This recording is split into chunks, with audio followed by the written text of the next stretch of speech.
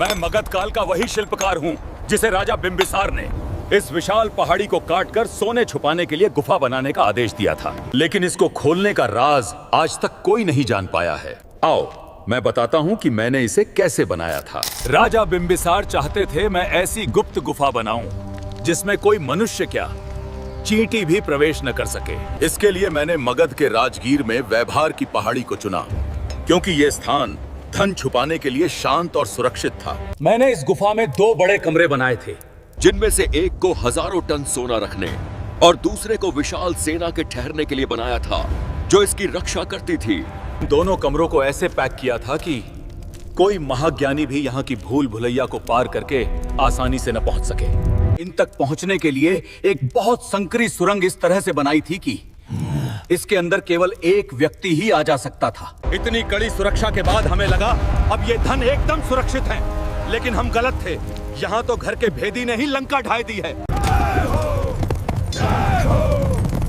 जब अजात शत्रु ने अपने पिता को बंदी बनाकर उनकी हत्या कर दी, तो रानी ने मुझे इस गुफा के मुख्य द्वार को बंद करने का आदेश दिया। गुफा बंद करके मैंने जाते हुए शंख लिपि में कोडिंग करके इस गुफा को खोलने का पासवर्ड लिख दिया था, जिससे आने वाली पीढ़ियां इसे खोल सकें।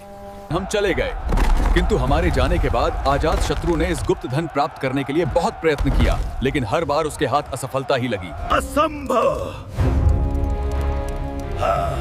समय बदला और फिर आया 19वीं सदी का वो दौर जब संपूर्ण भारत को लूटने के बाद गोरों की नजर पड़ी इस गुफा की ओर। वो भिखारी खजाने को ट्रेन से लंदन ले जाना चाहते थे। इसके लिए इस लिपि को पढ़ने की कोशिश की, लेकिन ये लिपि तो हमारे साथ ही समाप्त हो गई थी।